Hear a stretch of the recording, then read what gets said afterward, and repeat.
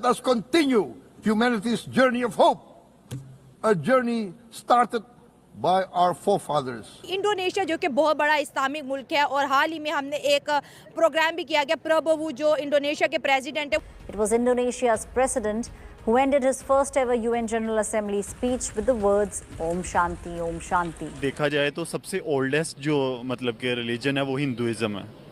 हाँ, ओल्डेस्ट. कितना साल पुराना लग रहा है?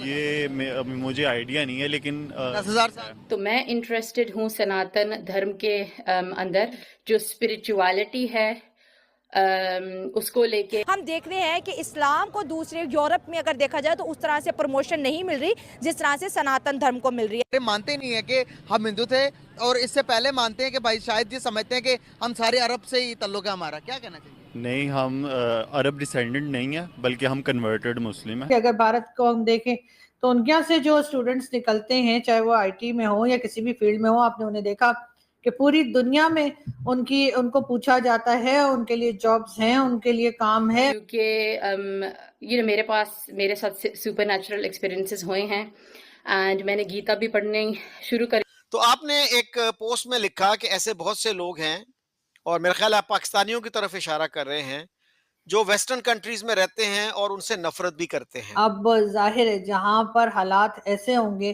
कि आपकी जो मसाजिद हैं वो और आपके मदरसे जो हैं उनकी तादाद ज्यादा होगी. अब इंडोनेशिया ने एक बहुत बड़ा जो है ऐलान किया है.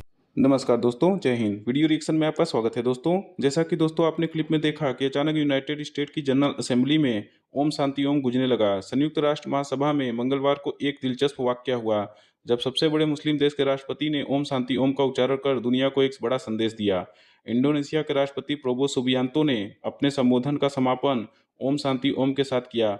उन्होंने महासभा में दुनिया के नेताओं को एक साथ मिलकर काम करने की अपील की. उन्होंने ओम स्वस्तु भी कहा, जिसका मतलब होता है कि आप धन्य और सुरक्षित रहें. यह इंडोनेशिया के हिंदू बाहुल्य क्षेत्र बाली द्वीप में बोला जाता है.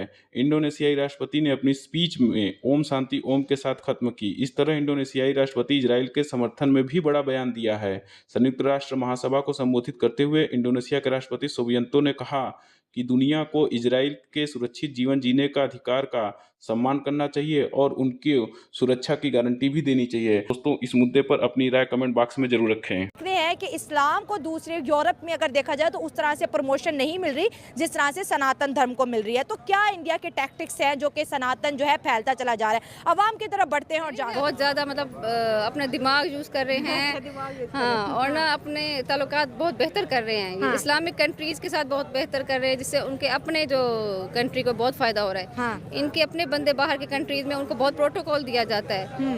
वो लोग मतलब साइंस टेक्नोलॉजी में, कंप्यूटर में, आईटी फील्ड में बहुत ज़्यादा आगे हैं. और इनको बाहर की कंट्रीज में उनको बहुत ज़्यादा फेवर दी जाती है as compare to Pakistanis. Pakistanis को तो मतलब बिल्कुल लिफ्ट नहीं कराई जाती, बिल्कुल सेकंड थर्ड क्लास समझा जाता है. क्यों? मतलब टैलेंट तो हमारे पास भी होगा. जो नहीं है, मतलब पाकिस्तान के आप हालात देख लें.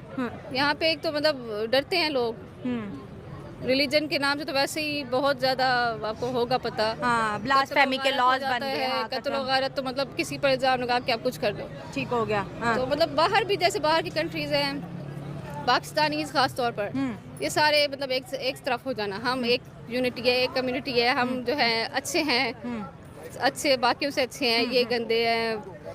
मतलब जैसे होता है पोर्क यूज करते हैं कि हिंदुइज्म मुस्लिम कंट्रीज में इस वजह से बढ़ रहा है कि वहाँ पे जो भारतीय है वो यूनिटी में रह रहे हैं, या उनका कल्चर प्रमोट हो रहा है, या डाइवर्सिटी है. क्या लग रहा है आपको? इंडियन स्पेशली वो जाते हैं, उनके साथ मिक्सअप हो जाते हैं. उनमें ये नहीं होता कि हम अलग कम्युनिटी अलग है और हम किसी भी कंट्री में जाते हैं तो इंडियन मिक्स हो जाते हैं, मतलब एक्सेप्ट करते हैं, पसंद करते हैं, सेम लेवल पर आ जाते हैं. ठीक है. हाँ. जबकि हमारे कंट्री हर जगह हम मुस्लिम हैं, हम अच्छे हैं, हम अलग रहेंगे, हम इन गंदे लोगों से दूर, हम जन्नती हैं, और ये लोग तो जहन्नमी हैं, सीधा इन्होंने जहन्नम में जाना है. हम तो मतलब ये मतलब हमारा वो एक्सेप्टेंस ही नहीं है. लेकिन ऐसा नहीं, इकॉनमी हो, इंडिया हो, सब बात पैसे की तो है. ठीक है. आपके अपने मुल्क के अंदर ननगाने को क्या कहेंगे आप? इसे एग्जिस्ट.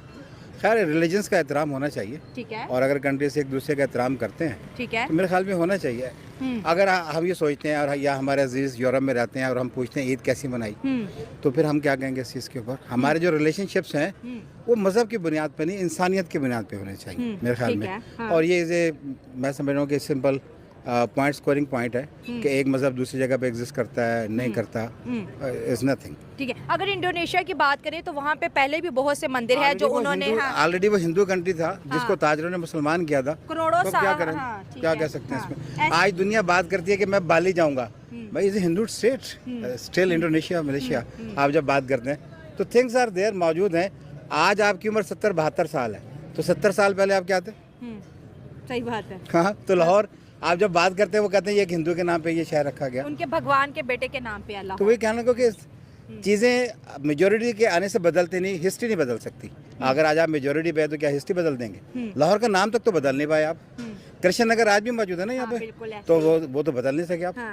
तो बहुत सारी ऐसी चीज़ें नहीं बदल सके, बट ये कि हमें एक दूसरे के रिलीजन का एहतराम करना चाहिए। आप उनको करना चाहते हैं अपने जैसा, तो अपने आप को एग्जाम्पल तो बनाइए, सैंपल तो बनाइए। नहीं, यहाँ पे तो हम कन्वर्जन की बात नहीं करें सर, हम यहाँ पे इकोनॉमी की भी बात करते हैं ना, कि इंडिया ने मुस्लिम कंट्रीज को इकोनॉमिकली अपने साथ कितना इंगेज किया। अब जाहिर है जहाँ पर हालात ऐसे होंगे कि आपकी जो मसाजिद हैं वो और आपके मदरसे जो हैं उनकी तादाद ज़्यादा होगी और आपके स्कूल और यूनिवर्सिटीज़ की तादाद कम होगी, तो जाहिर है कि वहाँ पर जिस तरीके से देखा जा रहा है, यहाँ पर इस वक्त तकरीबन 3 से 4 करोड़ बच्चे जो हैं वो आउट ऑफ स्कूल हैं, स्कूल नहीं जाते वो बच्चे। अब उनके पेरेंट्स चाहे उनको भेज नहीं पा रहे, उनका अफोर्ड नहीं कर पा रहे या जो भी है, लेकिन इस वक्त एक बहुत बड़ी तादाद बच्चों की स्कूल से बाहर है। और जब ये बच्चे स्कूल से बाहर होते हैं तो जाहिर है या तो ये कहीं चाइल्ड लेबर में इनको लगा दिया जाता है, या फिर इनको किसी ना किसी जगह पे कुछ ऐसा किया जाता है कि ये मदरसों में इनको भर्ती कर दिया जाए, और ये मदरसों में जाकर फिर इनके पेरेंट्स जो हैं वो उनको उनके हाल पे छोड़ देते हैं और देखने की जहमत नहीं करते कि बच्चों को क्या पढ़ाया जा रहा है, क्या बताया जा रहा है, इसलिए कि उनके पास इतनी फैसिलिटीज नहीं होती कि वो अपने बच्चों को पढ़ा सकें या अपने बच्चों को खिला सकें, तो इसलिए वो उनको पैदा तो कर देते हैं लेकिन उसके बाद वो उन्हें मदरसे वालों के रहमो करम पे छोड़ देते हैं।